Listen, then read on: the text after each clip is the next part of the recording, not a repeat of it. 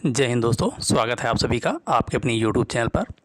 दोस्तों, आज की इस वीडियो में हम लोग हिंदी के मोस्ट इम्पॉर्टेंट क्वेश्चन को डिस्कस करेंगे, जो कि आपके आगामी लगभग सभी भर्ती परीक्षाएं जिसमें हिंदी से संबंधित क्वेश्चन पूछे जाते हैं, उन सभी एग्जाम्स के लिए सारे क्वेश्चन बहुत ही इंपॉर्टेंट हैं। चलिए शुरू करेंगे इस वीडियो को। क्वेश्चन है, जहाँ वर्णों की आवृत्ति बार बार हो वहाँ कौन सा अलंकार होता है?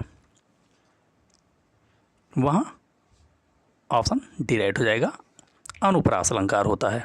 जहाँ वर्णों की आवृत्ति बार बार हो वहाँ अनुप्रास अलंकार होता है। और जहाँ पर शब्द की आवृत्ति दो या दो से अधिक बार हो और प्रत्येक बार उसका अर्थ बदल जाए वहाँ यमक अलंकार होता है। अन्योक्ति अलंकार की अगर बात करें तो किसी अन्य को कहने वाली बात किसी अन्य के माध्यम से कही जाए, वहाँ अन्योक्ति अलंकार होता है। अगला क्वेश्चन,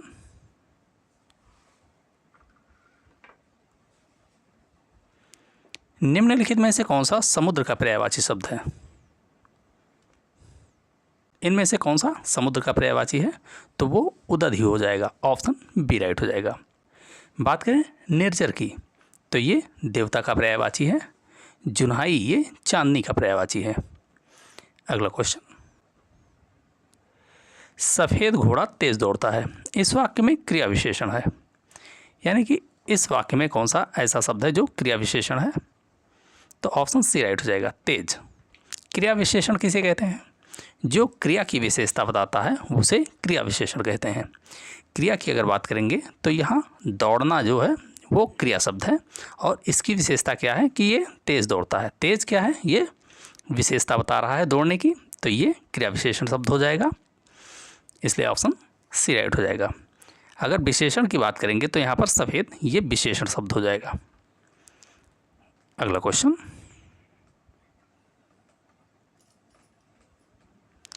उसने कड़ी मेहनत से पढ़ाई की लेकिन फिर भी वह परीक्षा में असफल रहा, यह किस प्रकार का वाक्य है? अर्थ के आधार पर अगर वाक्य की बात करेंगे तो अर्थ के आधार पर वाक्य 8 प्रकार के होते हैं, जबकि रचना के आधार पर बात करेंगे तो वाक्य 3 प्रकार के होते हैं। रचना के आधार पर वाक्य कौन कौन से 3 प्रकार के होते हैं? तो जिसमें सरल वाक्य, संयुक्त वाक्य और मिश्र वाक्य, ये रचना के आधार पर 3 प्रकार के वाक्य होते हैं। बात हो रही है यहाँ पर इस वाक्य की, उसने कड़ी मेहनत से पढ़ाई की लेकिन फिर भी वह परीक्षा में असफल रहा, इस वाक्य की, तो ये मिश्र वाक्य हो जाएगा, ऑप्शन सी राइट हो जाएगा। जब एक प्रधान वाक्य हो और उससे एक या एक से अधिक उपवाक्य जुड़े हों या आश्रित हों तो वहाँ मिश्र वाक्य होता है। ढा वर्ण का उच्चारण स्थान है। टावर के जितने भी वर्ण होते हैं जैसे टाठा, डाढ़ा और अणा, इन सभी का उच्चारण स्थान मूर्धा होता है, ऑप्शन बी राइट हो जाएगा। कावर के जितने भी वर्ण होते हैं जैसे काखा, काघा, अंगा, इन सभी का उच्चारण स्थान कंठ है। अगला क्वेश्चन, हिंदी का प्रथम उपन्यास है। हिंदी के प्रथम उपन्यास की अगर बात करेंगे तो ऑप्शन सी राइट हो जाएगा, परीक्षा गुरु। हिंदी का प्रथम उपन्यास परीक्षा गुरु है। सेवा सदन ये मुंशी प्रेमचंद जी का पहला उपन्यास है। मैलांचल ये रचना फणीश्वरनाथ रेणु की है, ये भी एक उपन्यास है। तितली ये जयशंकर प्रसाद जी की रचना है। अगला क्वेश्चन, उसके पिताजी बाहर गए हैं, वाक्य में प्रयोग उसके किस प्रकार का सर्वनाम है? हिंदी में सर्वनाम 6 प्रकार के होते हैं, जिसमें बात करेंगे उसके, ये किस प्रकार का सर्वनाम है? तो ये पुरुषवाचक सर्वनाम के अंतर्गत आएगा, ऑप्शन ये राइट हो जाएगा। पुरुषवाचक सर्वनाम भी 3 प्रकार के होते हैं, उत्तम पुरुष, मध्यम पुरुष और अन्य पुरुष, जिसमें उसके की अगर बात हो रही है तो ये अन्य पुरुष सर्वनाम हो जाएगा। अगला क्वेश्चन, निम्न में से तद्भव शब्द है। तद्भव की अगर बात करेंगे तो अगम जो है ये तद्भव शब्द हो जाएगा। तद्भव शब्द किसे कहते हैं? बात करें तद्भव शब्द किसे कहते हैं तो ऐसे शब्द जिनका प्रयोग संस्कृत में तो होता है लेकिन समय के साथ उन शब्दों में कुछ परिवर्तन के साथ जब उनका प्रयोग हिंदी में होने लगता है तो उन्हें तद्भव शब्द कहते हैं। बात करेंगे सत की, वारिद की, अश्रु की, तो ये तीनों तत्सम शब्द हैं। अगला क्वेश्चन, मुंशी प्रेमचंद एक प्रसिद्ध उपन्यासकार हैं, वाक्य के रेखांकित शब्द में कौन सी संज्ञा है? यानी कि यहाँ पर मुंशी प्रेमचंद जी की बात हो रही है कि यह किस प्रकार का संज्ञा शब्द है। तो ये व्यक्तिवाचक संज्ञा शब्द हो जाएगा। जब किसी शब्द से किसी व्यक्ति विशेष, स्थान विशेष या वस्तु विशेष की बात की जाए तो वो व्यक्तिवाचक संज्ञा होता है। जाति की बात करें तो जिन शब्दों से किसी व्यक्ति, वस्तु, स्थान के संपूर्ण जाति का बोध हो वो जातिवाचक संज्ञा होती है। संज्ञा हिंदी में कुल 5 प्रकार की होती है। अगला क्वेश्चन, निम्नलिखित विकल्पों में से कौन सा महाप्राण वर्ण नहीं है? तो यहाँ पर ऑप्शन डी राइट हो जाएगा, ता। ता वर्ण ये महाप्राण वर्ण नहीं है, ये अल्प प्राण वर्ण है। जबकि दंतशा, हा और ठा ये तीनों महाप्राण वर्ण हैं। महाप्राण वर्ण किसे कहते हैं और अल्प प्राण वर्ण किसे कहते हैं? तो हिंदी वर्णमाला में का से लेकर मा तक ये वर्ण 25 वर्ण होते हैं कुल, जिसमें अगर का वर्ग की अगर बात करेंगे तो का, खा, गा, घा और अंगा ये 5 वर्ण का वर्ग के अंतर्गत आएंगे, जिसमें जो पहला, तीसरा और 5वां वर्ण होगा वो अल्प प्राण होगा, जबकि जो दूसरा और चौथा वर्ण होगा वो महाप्राण वर्ण होगा। क्वेश्चन में पूछा जा रहा है कौन सा महाप्राण वर्ण नहीं है, तो ऑप्शन डी राइट हो जाएगा, ता।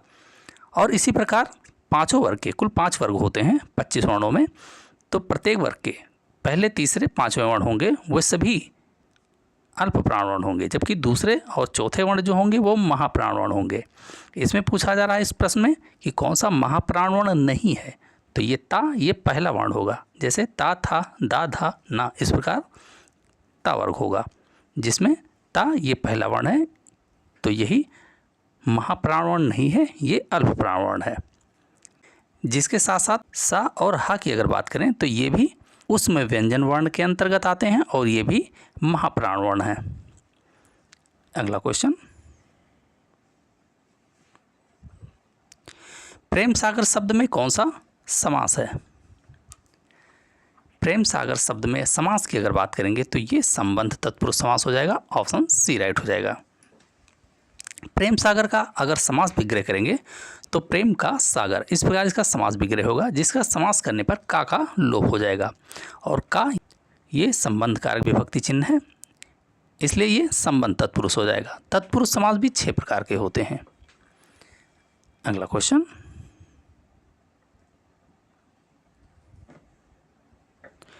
वह जो पहले जन्मा हो इस वाक्यांश के लिए एक शब्द है। जो पहले जन्मा हो इस वाक्यांश के लिए एक शब्द अग्रज होता है, ऑप्शन बी राइट हो जाएगा। अशुद्ध वर्तनी वाले शब्द का चयन कीजिए, यानी कि इन विकल्पों में से कौन सा ऐसा शब्द है जिसकी वर्तनी शुद्ध नहीं है, यानी वो अशुद्ध शब्द है, तो ऑप्शन ये राइट हो जाएगा। द्वारिका ये अशुद्ध वर्तनी वाला शब्द है, क्योंकि द्वारिका नहीं होता है, द्वारका होता है, जबकि वयोवृद्ध, स्वास्थ्य और अध्ययन इन तीनों की वर्तनी शुद्ध है। अगला क्वेश्चन, मालिन शब्द में कौन सा प्रत्यय है? मालिन शब्द की अगर बात करेंगे तो इसमें इन प्रत्यय हो जाएगा, ऑप्शन सी राइट हो जाएगा। प्रत्यय किसे कहते हैं? ऐसे शब्दांश जो शब्द के पीछे जोड़े जाते हैं और उसके अर्थ में कुछ विशेषता या परिवर्तन लाते हैं, तो ऐसे शब्दांश को प्रत्यय कहते हैं। प्रत्यय हमेशा शब्द के पीछे जोड़े जाते हैं। प्रत्यय भी हिंदी में 2 प्रकार के होते हैं, कृत प्रत्यय और तद्धित प्रत्यय। जो क्रिया या धातु के साथ जोड़े जाते हैं वो कृत प्रत्यय होते हैं, जबकि जो संज्ञा, सर्वनाम, विशेषण इत्यादि के साथ जोड़े जाते हैं वो तद्धित प्रत्यय कहलाते हैं। तो दोस्तों ये वीडियो कैसा लगा इसे कमेंट बॉक्स में ज़रूर बताएं। अगर वीडियो पसंद आया हो तो वीडियो को लाइक करें, शेयर करें और चैनल को जरूर सब्सक्राइब करें। धन्यवाद।